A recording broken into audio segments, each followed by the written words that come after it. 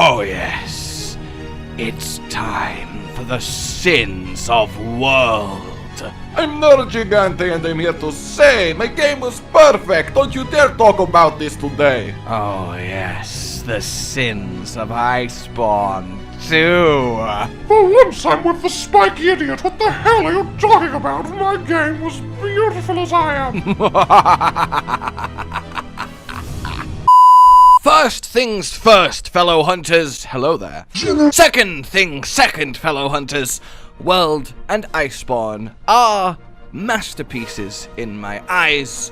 They are collectively joint my favorite game of all time, and they have given me experiences and opportunities that I could never have dreamed of, not least of which is the chance to make all of you guys do the occasional haha. And it really is an honor, and I love these games to bits. But I could spend 90 years talking to you about what's amazing about them, because truly that's 99% of them. But with Iceborne coming to a close, with the world era coming to a close, as we look towards Rise, well, I think it's only fitting that we have ourselves a little bit of a retrospective and look at maybe the things that weren't so good. And to me, well, it's three things in particular that I believe hold it back from being quite literally perfect, even though, let's be honest, I do consider them perfect games. The fun had is undeniable. But that out the way, let's begin not with number 3, but with a honorable mention, or I suppose I should say dishonorable mention. Wait, why did it zoom in on me? Oh yes, it's the weapon variety, the aesthetics of them, the bone with bits, the metal with bits. The large letdown compared to the wacky, wonderful, weird, and badassery that was the weapon designs of the old world. Now, the reason that this is not just making it the 4 sins of Iceborne, is instead just something I want to touch on, is because I do think as the game went on, as we got deeper into Iceborne, with each new monster that got added, weapon design really turned back up to 11. The Safi Jiva stuff, getting the Fatalis weapons back, the Raging Brachy, all of the Rajangs. Basically what I'm saying is all of the title update monsters really carried. So I don't want to give it a full like boo, but it definitely is a little bit of an aww when we were first going through the game and just seeing that the weapons weren't really changing or getting fancy, or that things like Zeno, the final boss, didn't have a unique look for final weapons. Like, there really is something to be said there, and it genuinely is a missed opportunity and a disappointment. But it is, at the end of the day, an aesthetic thing, and you've got to realize that they have made a whole, well, new world in world. It's a lot of work, dedication, and passion that has gone into creating this new style of Monster Hunter. It took a long time, and that obviously means that in certain areas you have to make sacrifices, and presumably one of those sacrifices was a unique weapon model for every single weapon, and it's a sensible sacrifice to make as much as it sucks. But what isn't a sensible sacrifice to make, or at least it is sensible, but one that I think is much more egregious than weapon model variety, it's sin the third, monster variety. I wanna be the best there ever was, to hunt all the rest, yeah, that's my cause. Lazarios, Gendrome, Cephadrome, Because although there is a lot, and although they are all, to a creature, fantastic. Seriously, I adore the roster of World and Iceborne. I'm in love with all of them, and I think they are just incredible creatures, especially Brachydios. I can't help but say I lament the loss of the amphibians, the insects, the snakes, the leviathans.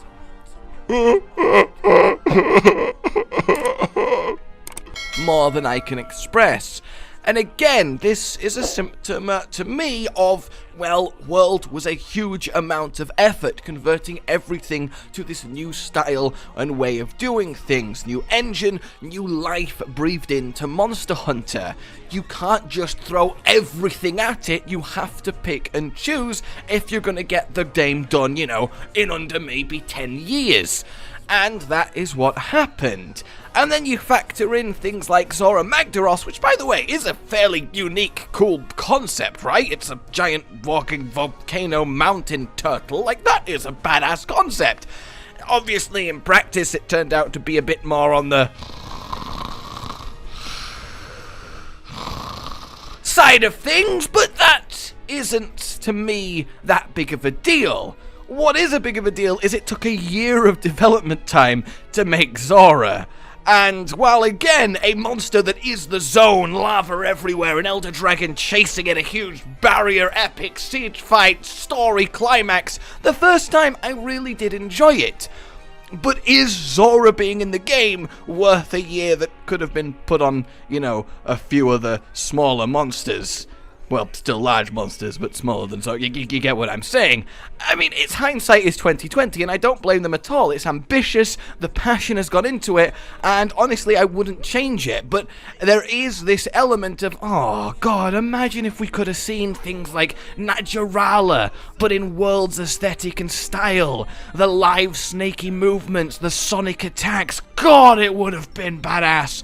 And of course, in Rise, we are getting that variety back, and Rise looks gorgeous too, so we will get that itch scratched, but it will always be an outlying shame to me that the monster variety in World was kind of just Flying Wyvern and Elder Dragon and a few extras. Then there was Sin the Second, and this one you may have seen coming. It's the Clutch Claw. A fantastic idea, don't get me wrong. The ability to, at any point, attach and leap onto the monster, scar its hide for extra effective stabbing, send it careening into walls, smashing against the floor as you pounce on this new opportunity. It really was a cool evolution of the Slinger and its capabilities.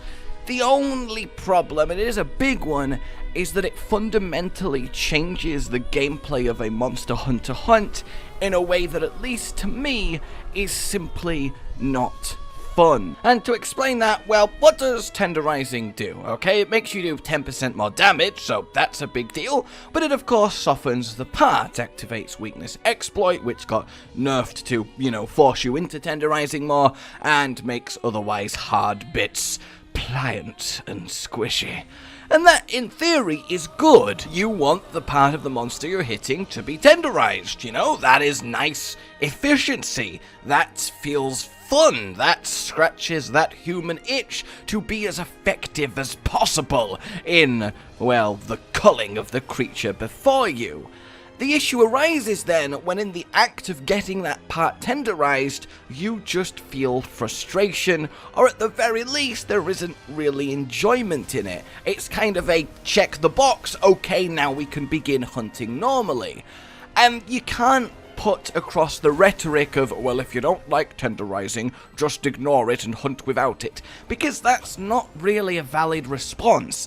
If a mechanic exists that greatly helps you, you're going to use it, even if it's frustrating. The problem then is that it's frustrating, not that you're not just ignoring it and burying your head in the sand. That's not the healthy way to go about it. It should be fun, and it's kind of just not. Because look, when a hunt begins, you run up to the monster, you don't start hunting, you don't start fighting it, you don't start the beautiful deadly dance that Monster Hunter does so very well. What you do is start the, okay, I need to get my tenderize off. I can either use my mantles to make it less frustrating, or I can run around the monster and wait for it to commit to an attack I know is safe, or I can just kind of spam it and hope for the best. However I go about doing it, I have to do that, and okay, the monster's tenderized, now I can begin the hunt. It creates this sort of artificial barrier that whenever the monster isn't tenderized, you're not hunting the monster, you're playing this get it tenderized again minigame, but that minigame is often just frustrating and nowhere near as enjoyable as actually hunting the monster. At least to me, and maybe it is just me. It's just a maintenance buff. It's very kind of thoughtless, and because of that, it's just kinda Like, imagine if the hunt began, and you ran around in a circle in the camp 3 times, and that gave you a 5% damage buff that lasted for 5 minutes. You go out, fight the monster, have a great time, and oh, it's been 5 minutes! Oh, okay, well I guess I'll stop fighting the monster, run back to camp, and run around in a circle for 3 times. I mean, that's not the best thing to do, but, you know, I've got my buff back, okay, so I don't feel like I'm weaker than I should be. Back out to hunting. That's a very simplistic version of how sort of weird this tenderizing maintenance feels to me. And then we have, of course, the flint shot. This I absolutely love in a vacuum. The idea of going on the monster's face, sending it careening into the wall, getting that extra knockdown, letting you set stuff up, the bit of damage. It is fun, it is visceral, it is, haha, take that! The issue with it, though, is by the existence of flint shot, the phase of a monster fight where the monster is not enraged doesn't exist / is incredibly simplified. In the old games, when you were fighting a difficult monster and it finally de-enraged, it was this moment of, and breathe, okay, alright, little break, let's just heal up, alright, there we go, and then it would enrage again, it's like, okay, alright, Christ, bring it, here we go, and it was this kind of ebb and flow, and as you got the monster lower and lower, non-enrage lasted less and less time, but it was still this little moment of a breather where you can try and get your feet in the fight. Whereas now, if a monster isn't enraged, it is sent into a wall, because why wouldn't you? It's a huge amount of damage and a down, and then it gets mad. So there essentially just isn't hunting a non-enraged monster anymore, because a non-enraged monster is a monster with its face buried 2 feet deep in rock. And while that might be fine, it's like, so what? Fighting an enraged monster is basically the same. I don't know what the problem is there. And yeah, that's not the worst thing in the world, but of course it is slightly harder, it slightly ups the tempo, it's something that you can actively play off, stuff like Agitator, making that active all the time. It is kind of fun to have I can make the monster enraged as an option, sure. But when the best and default thing is always, is monster not enraged, put it in wall, it kind of takes away any sort of choice, or hunting, or using your weapon, or anything really. It's just a binary, calm monster, wall monster, enraged monster, actual hunt. That's it. And that's a little bit too 0 or 1 to me. I don't really like it. Like, I don't believe, for example, I'm the only person that has ever said this sentence to people that you're hunting with. Oh, the monster's not enraged. Stop attacking it so we don't accidentally enrage it before we get our wall bang. Like, the fact that that is a thing that is very valid to say because it's so effective to do it is what is a little bit, to me. And I don't think that's that hard to agree with. So what I would propose, what I think would have been better this entire time, is you keep both tenderizing and flint shotting how it is, but you make it so the only time you are able to clutch claw onto a monster, the rest of the time the claw will just slap against it, do damage, but not pull you on. The only time you're able to actually attach is when the monster flinches back into the pose, starts gushing saliva, and has the kind of, you know, the clutch claw pose, the pose where you're supposed to attach the clutch claw, the pose where when you do, it extends it for a few seconds and lets you get the tenderize attack. If you could only do it then you can attach, make a decision. Do you tenderize a part for 5 minutes of a bit more damage, or do you send it into a wall for a big burst of damage and a down? get rid of the enrage or not enrage requirement, and then very naturally, fluidly, in the middle of fighting the monster, you'll flinch it into that pose, and then you have to make an interesting reactionary on-the-fly decision. It's stab! Oh, it's flinch! Guys, clutch claw! Go, go, go, go! Alright, I'm on his face. I'll tenderize. It's better. We'll just hit his face harder for 5 minutes. And you've actually had a gameplay moment. It's not as rigid.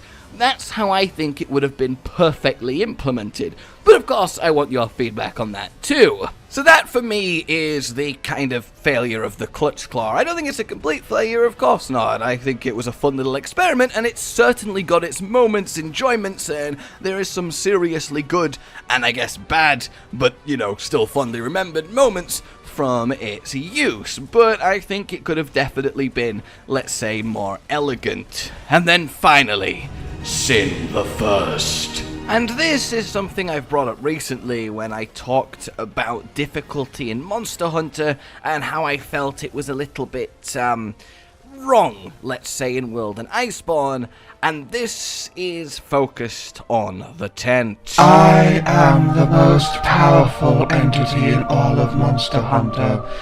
I am indestructible, immortal, and I grant endless life.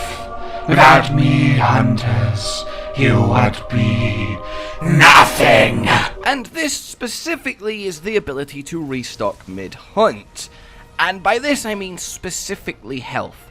I have literally no problem with any other restocking random items, changing loadouts, getting your ammo and your coatings, anything like that. That's just convenient, it's useful, it makes sense, it's a good bit of quality of life. I am talking specifically having the equivalent of infinite health potions to use in your 50-minute hunt. That, to me, isn't good. It has a negative effect on the game and how it's designed. Though I will admit right here and now that the comments on the last time that I talked about this, you guys, and the points that you made, honestly, there was a lot of good stuff, and a lot of stuff that I very much agreed with. It was a very good discussion, and I can't deny my position on this topic is a lot less vehement than it used to be. I concede that there is functionally no difference between I'm out of health, run back to the tent, grab some more, and then returning to the fight, and carting. There's no functional difference between restocking or failing the hunt and then restarting the hunt and loading back in. It just saves you time. It's convenient. So, yeah, I totally get that angle to it, and I certainly do think I had a bit of a, oh, back in my day, we had to run round the map and gather herbs while running back to camp and sleeping in a bed, because you had nothing left and the monster was nearly dead and your heart was going 500 miles an hour. And that is totally fair enough. I think I was definitely skewed towards nostalgia times in old Monster Hunter, when really they were a little bit like, oh god, what I would do for just a few more potions. But I will admit there is still a few things about being able to get infinite health potions that doesn't sit well with me. The first I kind of just touched on, the if only I had a couple more potions I could actually beat the monster. Let me ask you this question. Is it satisfying to kill a monster after having drunk like 40 mega potions? Is that right? And I genuinely mean this. I want this to be a question that you guys discuss. Is someone who's going, yes, it took me 45 minutes and I drunk like 50 potions, but I did it. Is that not kind of brute forcing? And look, there's nothing inherently wrong with that. If you had fun, then more power to you. There's no real merit to artificially being like, yes, if you had to heal more than 3 times, you're not a real hunter. That's not the kind of merit I want to put across, but I like the idea of, oh god, I got maybe half the monster's health, ran out of healing, it killed me.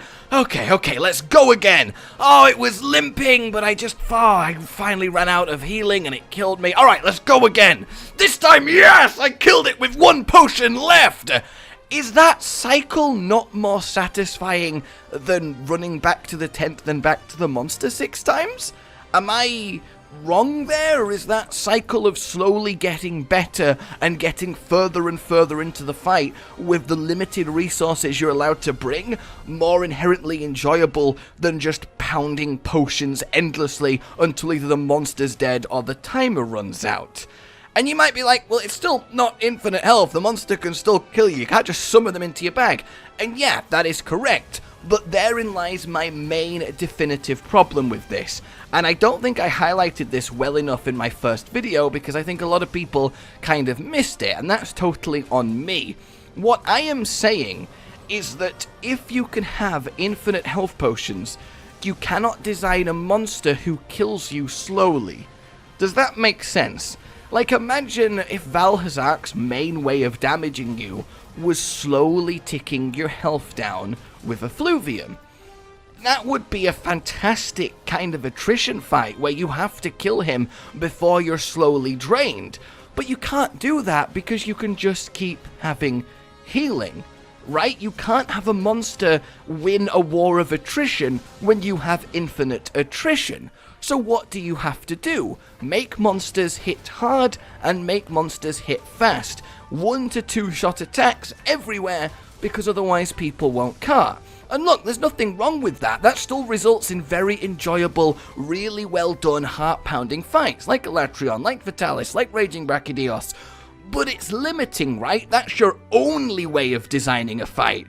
Instead of a world where there is, limited healing, you can design a fight where the monster hits hard and fast. You can design a monster where it slowly drains away your life. You can design a monster with any sort of gimmick because you don't have to worry about how it will interact with endless health potions.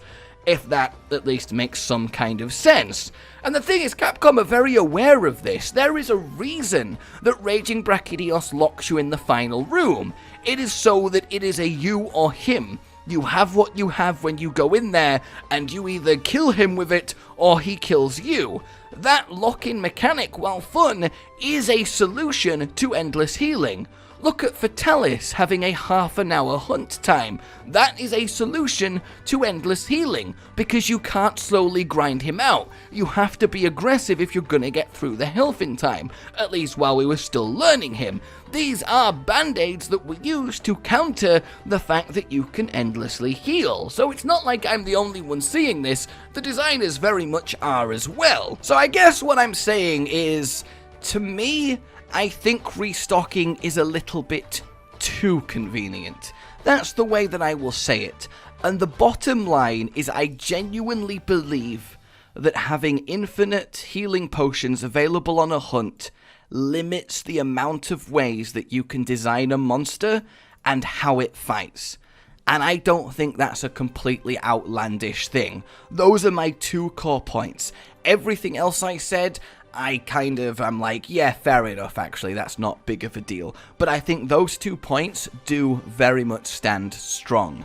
So there you go, guys, and I want to reiterate that everything I've not mentioned in this video, I think is absolutely perfect. I think it is spot on. I think World and Iceborne are genuine masterpieces, and I will remember them more than fondly for the rest of my life. I think they are, well, just the finest examples, or at least up there with them, of gaming history, and I cannot praise them enough. But even something as marvelous as Monster Hunter still has a few things that are very valid to talk about and discuss, and that is exactly what I would invite you guys to do. About anything I've said, or anything I've not said, what are your 3 sins of World of Iceborne? What are your 3 things that you think could be done better, or aren't great, or kind of like, to you? You know, what's the 3 worst things? Because let's be honest, everything else is bloody brilliant. Alright, like you enjoyed this, subscribe for more, and I will see you soon. Please consider supporting the future of the channel on Patreon, and until next time, goodbye. Rage Gaming with the video float. But that's all that's really relevant at the mo, but I'm still gonna leave this up so you patrons know that I love you even though the outro's no longer that kind of relevant. But the new one's being worked on and it's gonna be a truly badass song, and don't worry, I won't be doing any rapping on it. I'm gonna go now. This was shit.